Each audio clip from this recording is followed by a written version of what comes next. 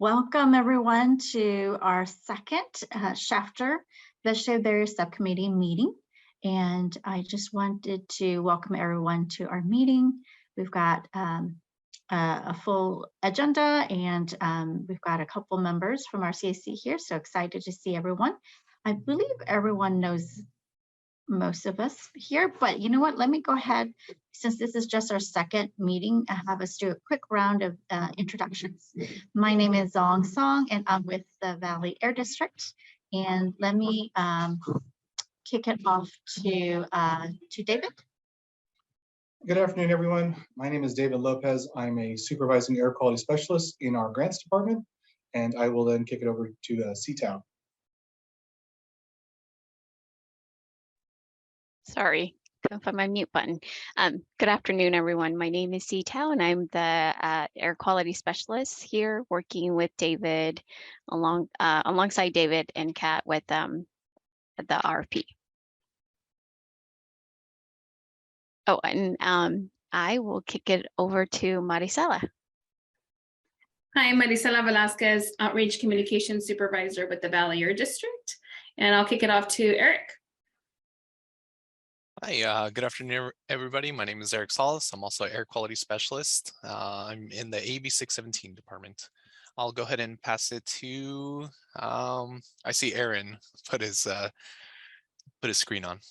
Hi, my name is Aaron Tarango. I'm one of the managers in the grant department here, kind of oversees a lot of the AB 617 programs we do at the district here and the grant programs.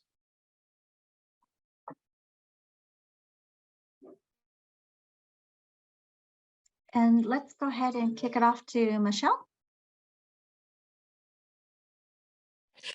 Hi, I'm Michelle McManus. I'm a resident and on the CSC committee for Shafter.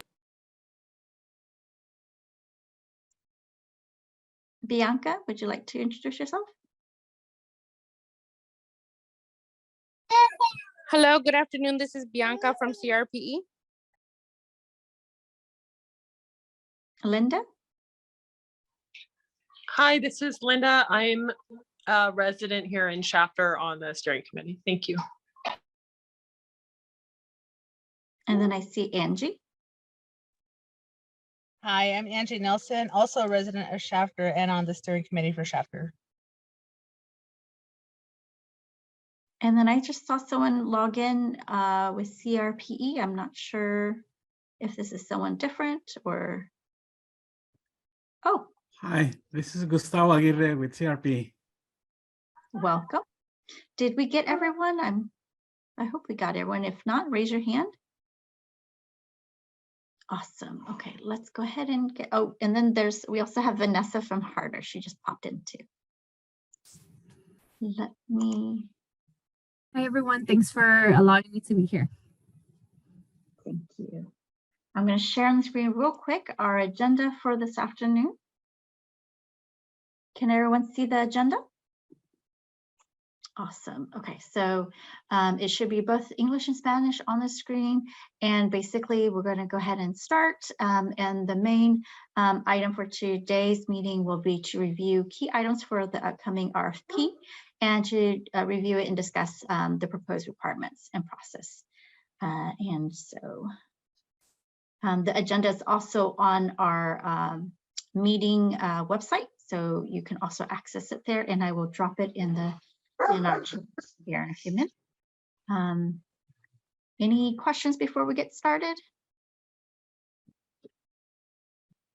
If not, then I will turn it over to David in your team. Appreciate it. Zong, do you have the presentation with you right there? Can you share? Sure. Yeah, I can. You want me to share it? That'd be great. Okay. One less thing for me to do. Appreciate it. Well, good afternoon, everybody. Thanks for joining our second subcommittee meeting to discuss vegetative barriers for the community of Shafter. Looking forward to having kind of we're going to do a short presentation. Some of it will be stuff we kind of introduced last meeting, but we're going to want to talk about some key items for the RFP. And if there's any feedback or suggestions, we appreciate any type of comments you may have. So once again, we're here to talk about the vegetative barriers program.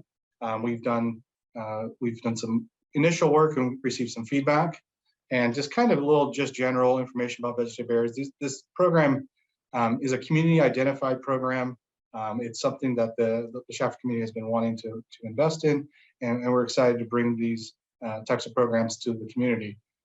This program is guided by some shared experience and knowledge of the local community members, and through your input and involvement here in these meetings, we're going to be developing an RFP to seek out a grant applicant who can basically do the implementation of these type of projects. Sorry. We are looking, it can be a local eligible entity that has experience in doing vegetative barriers and other types of greening projects for the community. And we'll be seeking this through an applicant or an eligible entity through a request for proposals. So we'll put out basically our guidelines and application, and an applicant would apply and present to us how they are going to go about implementing the program in the area. So, with this program, we're working to reduce exposure to emissions and provide an additional several key co-benefits such as noise pollution, aesthetics, and additional greenery. So, okay. So the RFP will be open on our website. It'll be publicly accessible. The applicant will review and answer questions that we provide.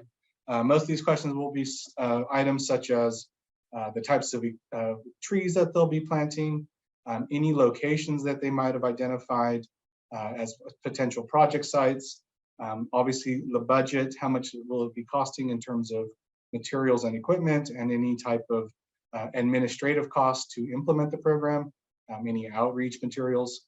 Once the district receives this application, we're aiming to review and determine, meeting eligibility criteria within 90 days of receipt of application and the RFP closing. After that, we will work with the applicant and begin offering a contract, basically stating that they'll meet all the program requirements and are eligible and able to perform the project as is. Once the project has completed the project, once the participant has completed the project, they'll submit a claim for payment to us, and we'll seek reimbursement over their costs. Okay, moving forward. The Vegetative Barriers Program has up to $1 million. The district is seeking an applicant for the full funding amount, preferably. We are looking at the types of applicants. Could be a city, a county, a special district, a tribal government, other types of public agencies, and also nonprofits. And with part of the application, they'll submit any funding that they've already received for the project, maybe in another grant, or express how they'll either provide any type of match or partnerships that they'll be doing. Match or partnerships are not required, but we will ask that they be presented at the time of application. The funding can pay for things such as trees and irrigation equipment, other types of supplies, the cost for construction, outreach, and any other type of work-related materials that we can utilize for the project directly. The projects must be located within the Shafter community, and we ask that they try to do their best in their application to describe where these sites will be going. Gustavo, I see you have a question. Do you want to ask? Yeah, a couple of questions. Just I think you mentioned, but I just want to be clear. So this project will be on reimbursement basis. So they need to first spend and then get the reimbursement. Yes, it is a reimbursement program. It is a requirement that we have to do. So it would be after the items have been completed and paid for, then the applicant would then request reimbursement. We understand that there might be some difficulties in terms of maybe some of the nonprofits. We do allow for these partnerships that we're hoping that if they can work together with, say, maybe a public agency that has the ability to pay for some of the costs and work some type of an agreement together that could help them out, we would allow that. Okay, thank you. And the second question, So let's say that, the city or an entity applies for, for a project. How can the community provide input? Like, I think, some of the steering committee members already identified some areas of need. So how will that, we will ensure that, the project will cover or, include the needs of the concerns of the community? No, that's a good question. Since this is a competitive RFP or request for proposal, obviously we put in suggestions and strong input coming in from the community. And we're very much hoping that the applicant can, if possible, build their vegetative barriers on those sites. In terms of how we go about, getting to that to make sure that they can try to do their best to get to those sites. I think that's something we can talk to with the CSC as in a group, or we can even have it in our contracts that, that they make every effort to do that. The idea is, we want to get an application that can hopefully meet everything to the best possibility for this, as what the CSC and the community has been looking for. And just, I think the last one for now. For example, there is a company that I think they have been participating here on the 617, but understanding that I don't think they have a vote. But so here you have listed, special districts, city, county, tribal government, public agencies, or nonprofits. Can a private company apply for that, or they need to partner with one of the entities listed here? They would have to partner with one of the entities listed here. Okay, thank you. Mm-hmm. Okay, next slide. So since this is a competitive RFP, we're going to be, we have a couple of different categories that we're going to have, we'll be scoring these potential project applications. And one of them, the first one is cost effectiveness. Basically, how much dollars per ton of greenhouse gases will we reducing from the project?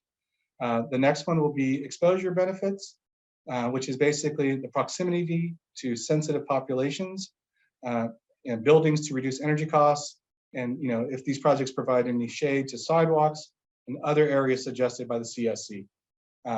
Co-benefits that will also be getting scored on this would be reduction in criteria air pollutant emissions, any water savings and energy savings, and then for species selection, we're curious to see what types of species that the applicant provides us. Is there a variety of trees or plants? And we'll also determine consideration of the initial size of the trees in the planting area, and basically determining are these types of plants going to be the best to ensure the chance for survival and growth. And then lastly, we'll look at project readiness. How quickly can this applicant implement the project, and do they have any leveraging or any other types of funding that can help with getting the project running quickly. So, moving forward, as part of the project, the contract, we will offer a contract to the awarded entity. They have 3 years to complete the installation of the vegetative barriers, and they will have to maintain their project and comply with all the requirements and make projects available for inspections as requested. And also, as part of the project, they'll have to commit to maintaining the trees for 10 years. So, sorry, Gustavo, you had another question? Yeah, I think in terms of, I think on leverage can be under leverage, but what I was thinking is sometimes when we have problems, not only here on 617, but my organization works on different community investment projects throughout the county. And sometimes we have issues with owners of, the people with the right, for example, on sidewalks, the right of way has been an obstacle, for us to work with either city or county to develop some of those projects. And here, do we want to require maybe the applicant to have pre-approval of the owners of that land where they are planning to plant the trees? Because that in itself can, delay or That's make the project not available because of the agreement of the owners of the land. I think it may be a good idea for the applicants to first have at least a verbal agreement or something from the landowners to ensure that that's not an issue moving forward. No, I think that's a great comment. And yes, we will be requiring that if they don't own the land, that they have an agreement or some type of an MOU or some type of cooperation with the landowner. Obviously, if they sometimes applicants may not have that immediately at the time of application, but they already have some type of, maybe they have a letter of support from the business owner saying that, if this applicant is awarded funding, we will work with them to allow the property to be used for vegetative barriers. We would allow that, yes. But no, that's a good comment, and that's something in our project plan that we do say that if you need to have permission from the landowner. So I think in terms of the RFP, it would, if they have all that information already, that would give them a higher score. Yeah, I think that would be a very good kind of requirement, because sometimes, we may go through a process and ending not getting the agreement from the landowner and just wasting time, trying to implement that. So. No, I understand that, and that's one of the first things that we would ask is, do you already have permission yet? So, Bianca, did you have a question? Yes, I have in regards to the project commitment. I do know that I don't know if Gustavo mentioned it, but some of the growers or also people lease their lands for a certain amount of time. Does that fall into the owner or the lease that they're going through? That's my question, because I don't know if the lease, either the person that's doing the lease or the company that's doing the lease is going to be responsible, or the owner. Right. So our agreement would be with the applicant, and so that's who we would fall back on if there's any questions or concerns. I think for us, in terms of like these letters of commitment from the company owners or the property owners, we would have in their language, we want to see that they agree to the full 10 years for the project, so that we have that assurance. The 10-year project, it is a bit amount of time. We understand there's these concerns. Until we see it, it's kind of hard to comment directly on a certain project portion. But I think for us, we would at least want to see something in writing from the business owner saying that they're committed to at least that minimum 10 years. All right, we'll go down to the next slide. So just kind of a little bit of general timeline. We'll release the RFP, and then we'll have an applicant informational meeting shortly after the release of the RFP. And then usually within about a week or two of release. So if there's any questions that they might have on how if there are any technical questions they might have with the RFP, then they'll submit their application within the 45-day time frame. Like I said, we will try to have everything done and reviewed and a final selection made approximately 90 days from the closing of the RFP. We will be working closely to get into this launched as soon as possible. Can you go to the next slide, please?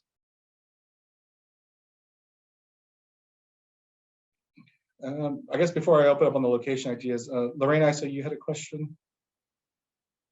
Yes, hi, David. Great presentation. I just have a question in regards to where these are going to be planted, or is it going to be along a certain state route? Because I know Lamont is 184, and then Shafter's 43, or it just depends once you get someone to No, I you know, mean, okay, go ahead. no problem.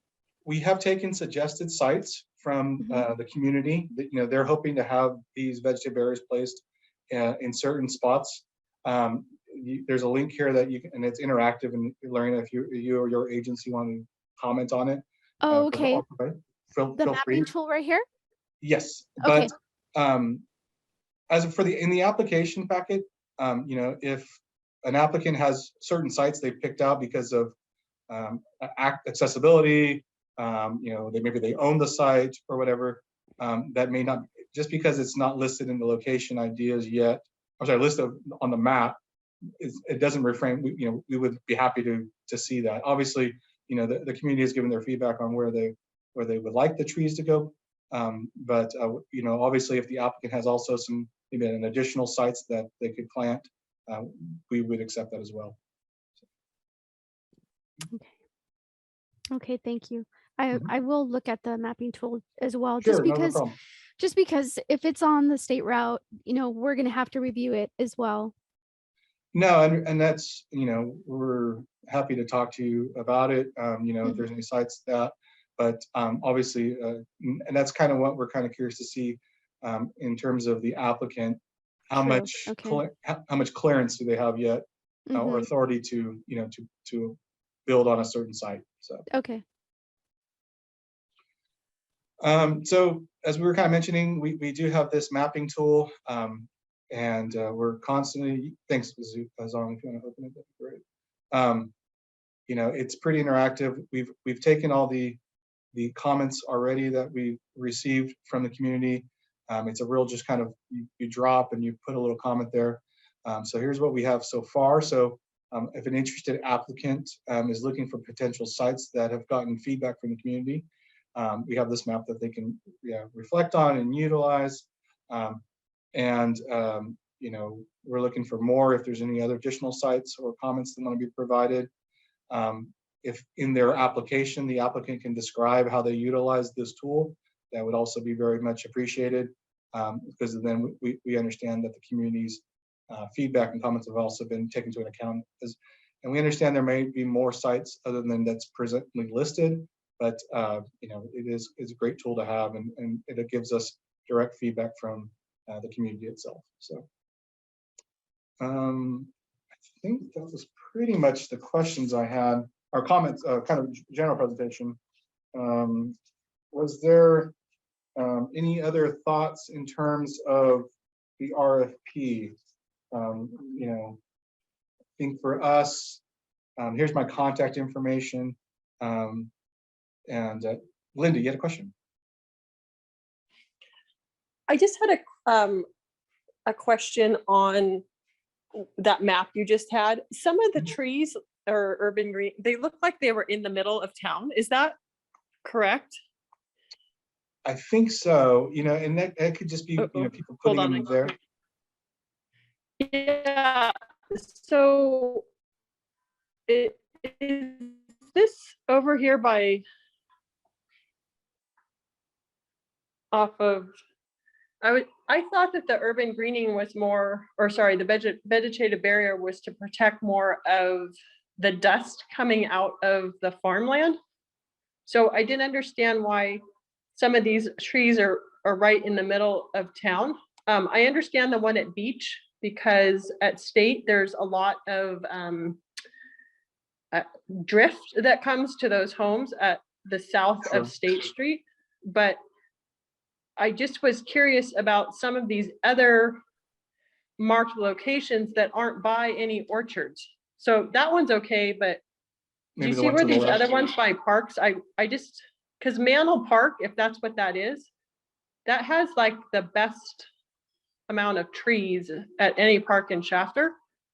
Sure. So I was just curious, if this is vegetative barriers, not urban greening, why so many of these are put right in the middle of town? Because it kind of defeats the purpose of what I understood vegetative barriers to be.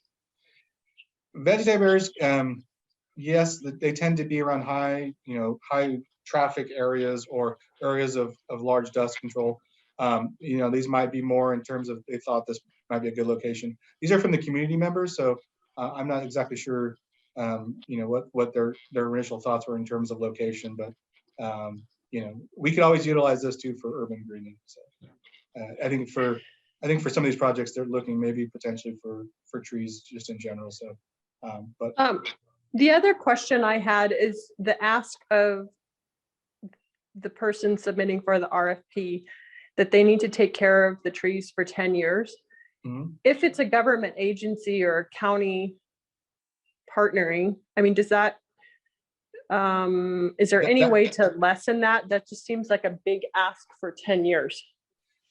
And unfortunately, the 10 years is a requirement because of the calculation methodology that we have to utilize from CARB. It requires a 10-year maintenance plan as part of it.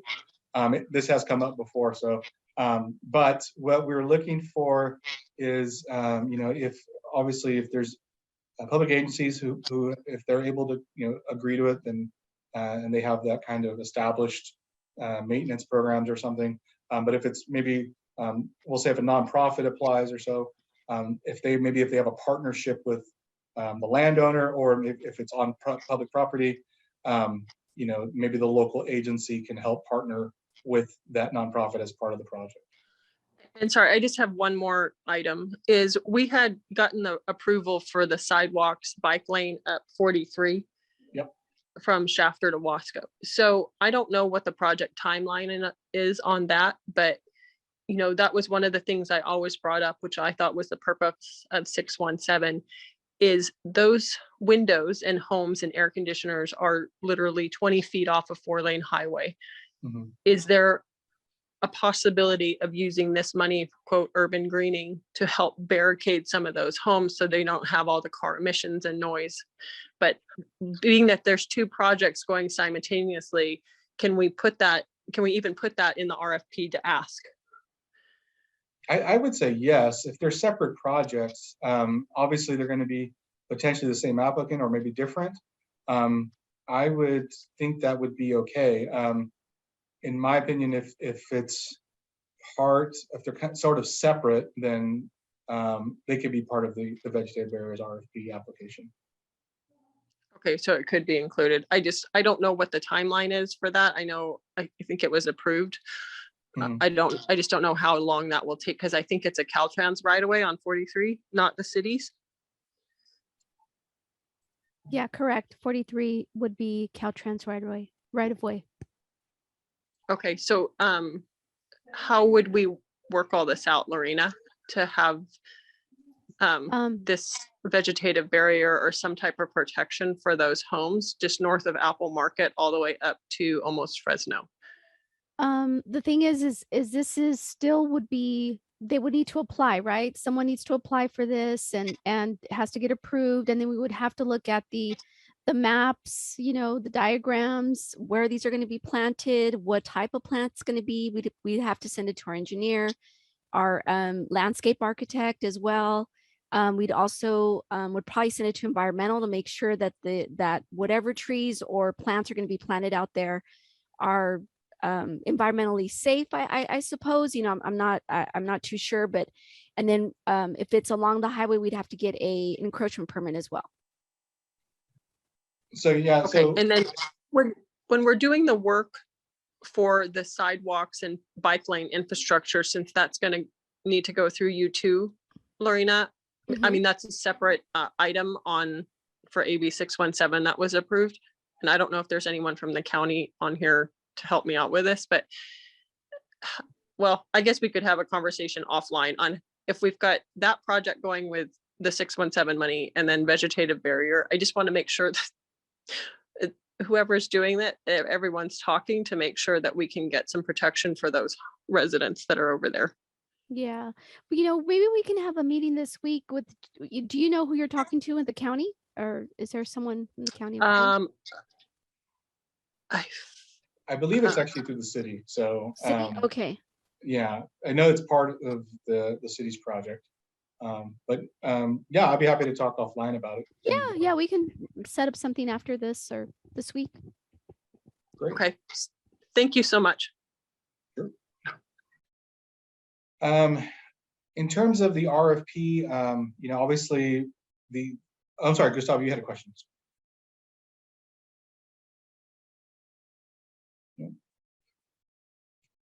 Gustavo, did you have another question?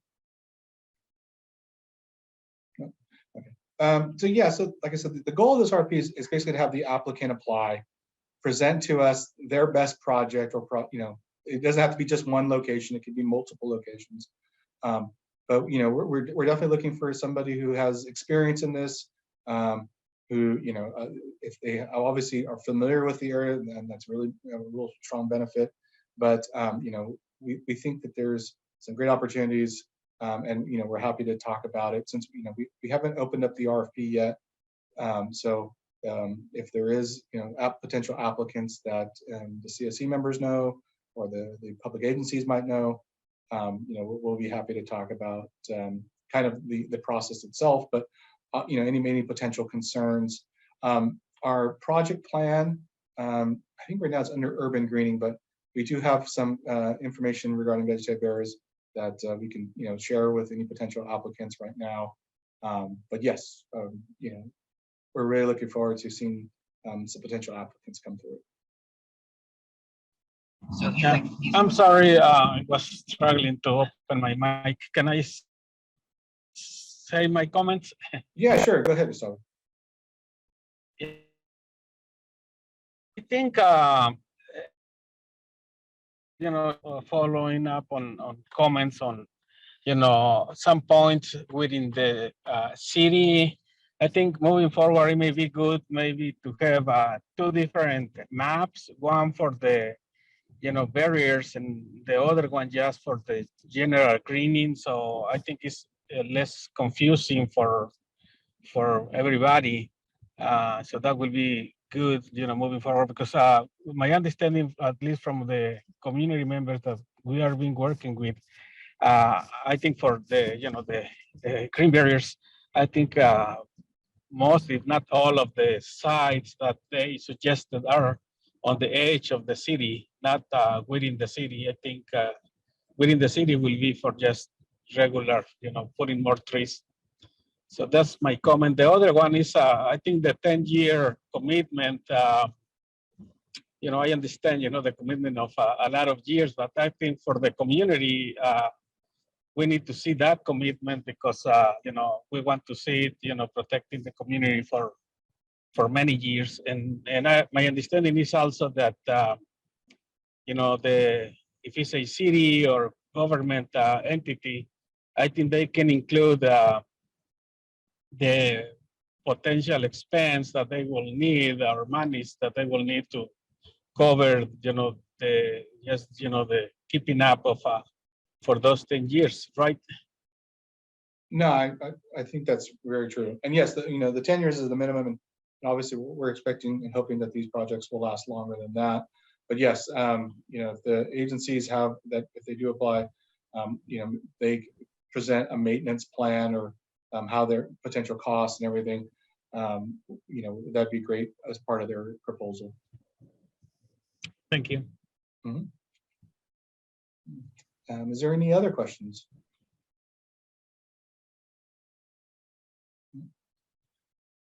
Okay. I think for us, I think we can, we're pretty close in terms of materials and stuff like that, and we can start. I think we have an idea on a draft RFP, and we can develop it.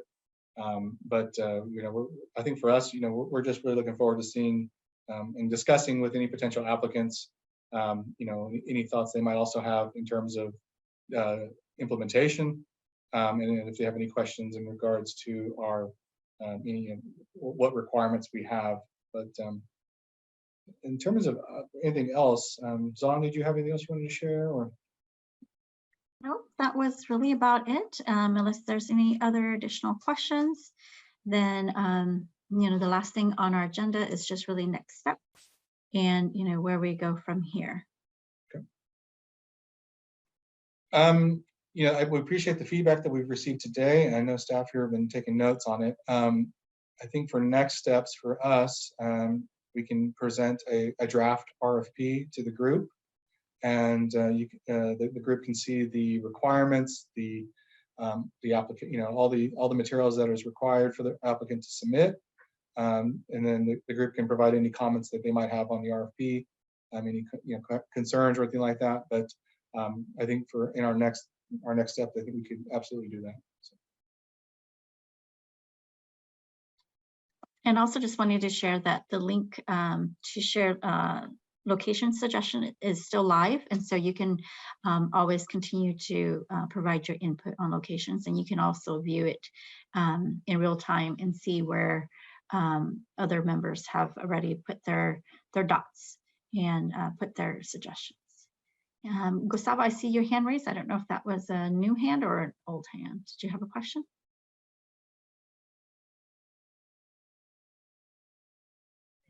No, I didn't lower it. Thank you. Perfect. If there are no other questions, I'm also looking in the chat. I don't see any questions in the chat. And so I think that is it, unless there are any last minute questions. Again, the presentation is on our meeting website, and actually I can show it to. And I just wanted to add, my contact information is in the presentation. If you or any other members or any potential applicants wanted to discuss the program with us, feel free to have them reach out to me. Just wanted to share real quick, since we have a minute. Here is the agenda as well as today's presentation, and this is in the Vegetative Barrier Subcommittee, and this is underneath the main Shafter community website, and it's listed under subcommittees. And so right now we have vegetative barriers. So of course, again, you can click there, and this is where you can find the information. And hopefully tomorrow we can get the videos up and the transcript and other meeting materials up posted as well. Any other questions? Sorry, apologize for my dog. Any other questions before we go ahead and wrap up? Well, I think my dog Duncan is saying goodbye. We are done. Otherwise, thank you so much. Thank you, everyone. Appreciate it. Good afternoon.